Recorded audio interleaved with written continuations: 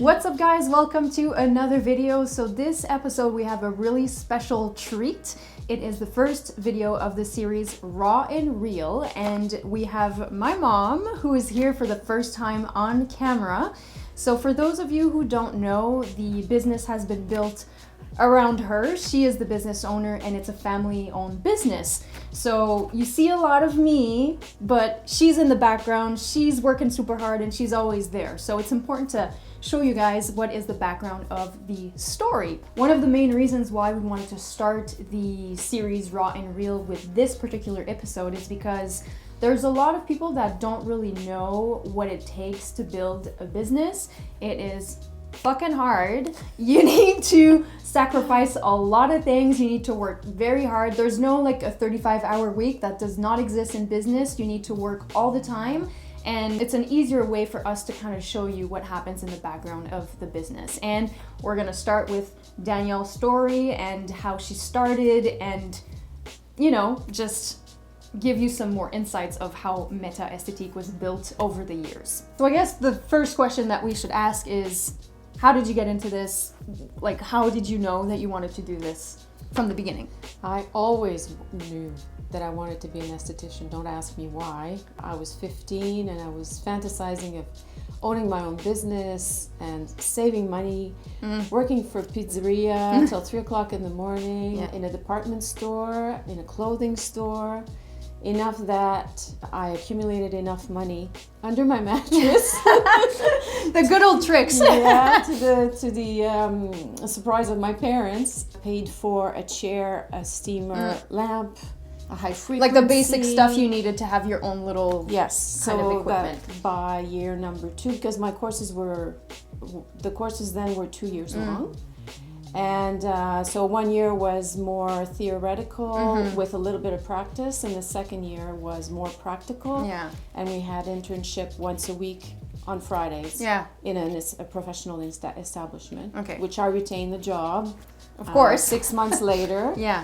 And anyway, all this to say that I was practicing at home for the second year, doing friends, family, brothers. So that's why you got all your equipment for yourself, because you wanted to do this stuff at home and practice and practice and practice. I wanted to. Okay, yeah. And in between brackets, my parents were a little disappointed because I had very good marks. I had high 90s. And they always said I should have been a nurse or a doctor. And yeah, because back then I don't think it was not that. It wasn't a thing back then to have your own business, and especially in the beauty industry, it was not something that people would go for. No. And my grandfather, who is my godfather, said, "What? You're not working at the government?" We still get those comments these days. So anyway, no, I was sleeping, eating, planning. Beauty aesthetics. I loved it. I still do. 42 years later. Yeah. You mentioned this to me a few times, but my grandparents, so your parents, they weren't like exactly the richest people. Oh my God, no. We come from a very modest family. My dad worked 3 jobs to make ends meet. My mom was at home.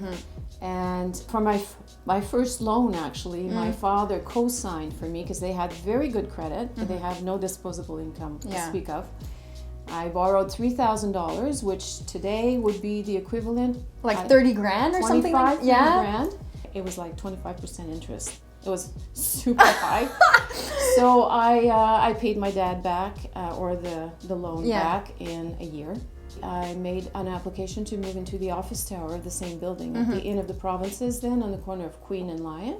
I signed my first year lease. And you started there? And I started there. Yeah. Wow. And became incorporated in August of 1979.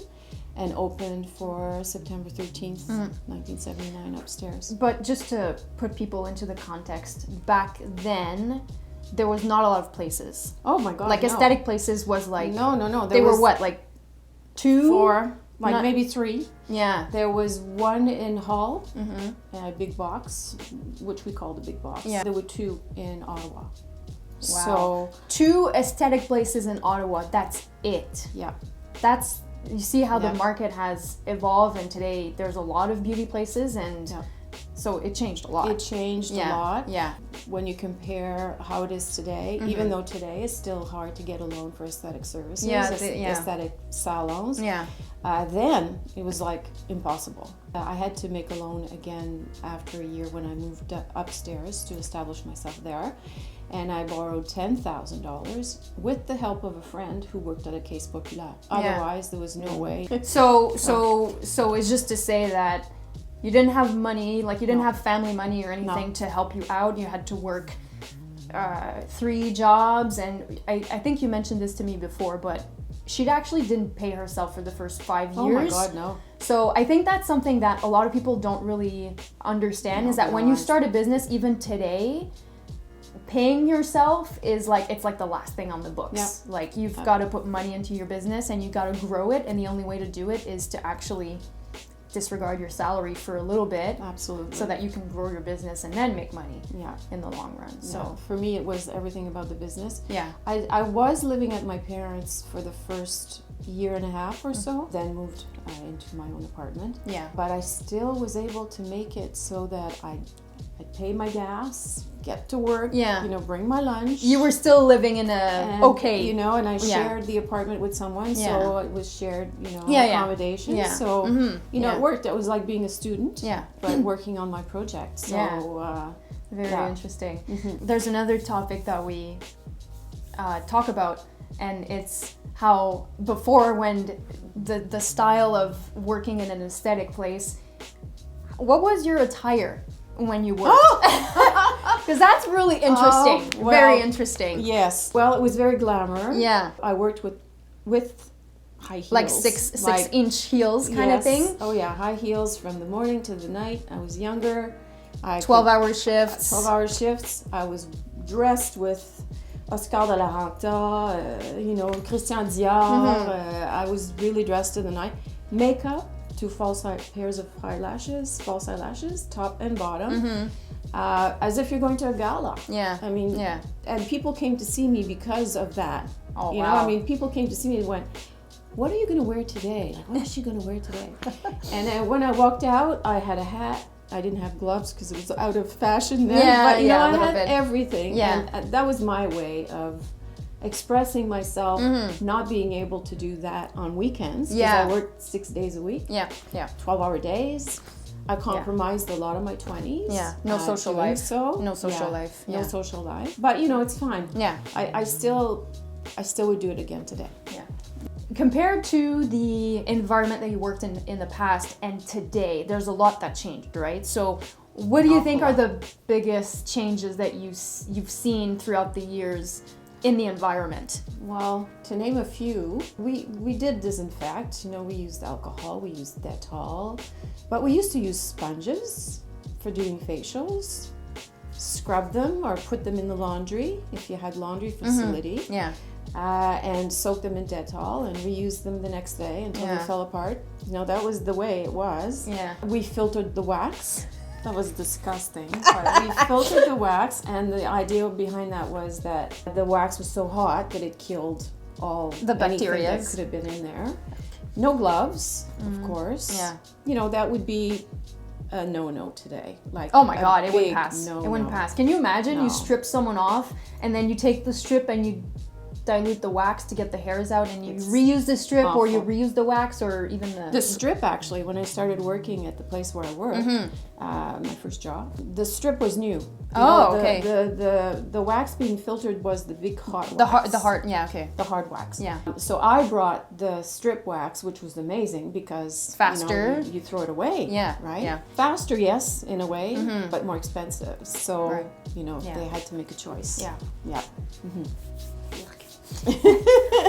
I used to smoke, and we all used to smoke. Like during appointments? Not during the facial. But while the person was under the mask, under the steam, we'd take a puff in the office, and I used to smoke a lot when I did my books, of course. I was very nervous and hyper, and the smoke calmed you down. The smoke calmed me down. And but I quit 38 years ago, so needless to say. But in those days, you would walk into the office towers and you'd smell smoke. Yeah. Like you'd smell the smoky environment. Yeah. It was very... People would the way it smoke was. everywhere. Yeah. But thank God it's no longer like that. That's a big change. Yeah. That's a humongous Thank change. God. Can you imagine getting a facial today and the stuff that they put on your face and cleaning Your it? fingers. Your fingers full of smoke and Oh, masks, you didn't wear masks in those days either. No, for sure. Yeah, good old pandemic. Yeah.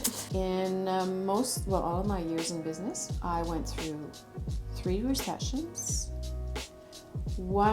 a couple of bus strikes, but one at my very beginning when I first opened, and it almost ruined me. Wow. Almost did. I ended up borrowing money from my grandfather, actually, $500. And $500. $500. But then... Which is like nothing, $500, today, right? Today was like 5,000. 5,000, yeah. That really, helped me. But a bus strike, because everybody took the bus. Everybody. Yeah. For those of you who don't know Centertown, Ottawa, she's always been in this area, and it's a very government job kind of area. So people work 9 to 5, and they come down with bus. So yep. If that makes... And if there wasn't any buses, it was like about hitching a ride. Right, And so there was no... I used to work till 9. Mm-hmm. So working till 9, I had like 4 or 5 facials lined up. Oh yeah, and our rooms, that's different. Oh. Our rooms, for about the better part of it, 10, 15 years, we had 2 per rooms. Wow. 2 facials per room. Because it was all volume. Right. Like we used to do, I don't know, 15 facials per day. Wow. Like this was basic facials. Basic right? facials, yeah. Spas, there was no spa. No. It was about volume. And it's at the same time as the really big hair salons came out, where there were like 15, 20 stylists, all renowned, So aesthetically, it was the same idea. Yeah. So I had that for about 10 years. When I moved here, I then had individual cabins. Right. Yeah. This is a very interesting aspect to the building that we are in. My mom and my dad actually own it.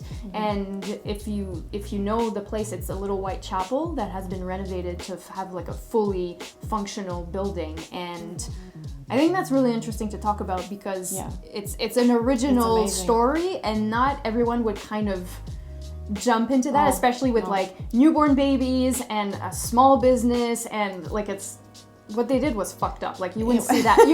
You wouldn't see that today. Like people don't take that much of a risk. It was very gutsy. Yeah. But I tell you, I believed so much in my business. Yeah.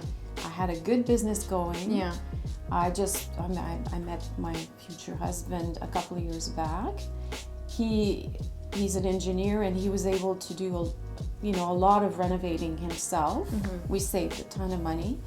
But the thing is, I renewed my lease just to start. I renewed my lease 5 more years, and at the last year, the 9th year, we decided that we would look for a place where I can work and live because we wanted a family.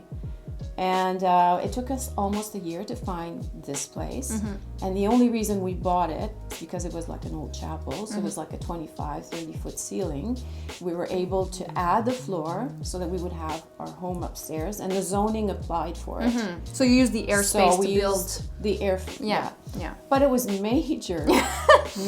I mean, electrical, plumbing, heating, adding a floor, and the design of the aesthetic establishment as well. Because like all those little cabins, all those sinks, make it functional so that it was all kosher to have. Shortly after that, I had like a staff of 9. So it was a big box it had to be well organized. Organized, yeah. Anyway, so 3 mortgages later, again, did I mention it was hard to get financing? Yes. Yeah. Owner of a business that's aesthetics. Oh yeah. Yeah, people are like, owning aesthetics, the building. like, fuck off. Yeah, owning the building. Yeah. Yeah, you own the building, you own the business, not going to go too well. One thing that I don't think I've ever mentioned that to you. When I first started working here officially, I had the manager from the building that I used to rent come over. Okay, yeah. Mrs. Toronto. I can still remember her. Her name was Mrs. Toronto? Mrs. Toronto with a W at the end. Toronto. And she congratulated me, and she said, in between you and me, we never thought you'd make it. We never thought you'd make it. Wow. So I was like, oh yes, well, thank you. I always thought I did. Yeah. Well, I think that's what, like, when you have the drive and you have the, you know, the... I don't know. I was just going head You first. have a vision, you know what you want, nothing stops you, and you're like, fuck it, I'll deal with the consequences later, but it's happening. And if things happen, like, you know, I also had, we could get into that later on, but I also had staff leaving me at the most unopportune time. And, you know, you just, okay, all right, what now? What can I do? Yeah. I'll survive. You kind of just go with it, I guess, at this point. And now, like, being through, like, the pandemic and everything, we're still here, and it's just to show you, like, business is kind of like a game that changes all the time, and you just have to readjust to the new rules. You do have to adapt. Yeah. On this note, thank you so much for watching this first part video on the history of Meta Aesthetics. It was nice for us to, well, for Danielle to be on the screen too, because we never see you. No, a lot of people think it's just me, but it's not. Yeah, I'm a little shy, but I'll get used to this. Well, it's the way. It's something to get used to, because now I think that's how people kind of, they get to know you, right? Yes. So it was a little longer video, but it's raw and real, and that's what it is. And don't forget to give us a follow on IG, on Instagram, and on Facebook. You'll find our connections here. And until next time, stay safe, and we'll see you super soon.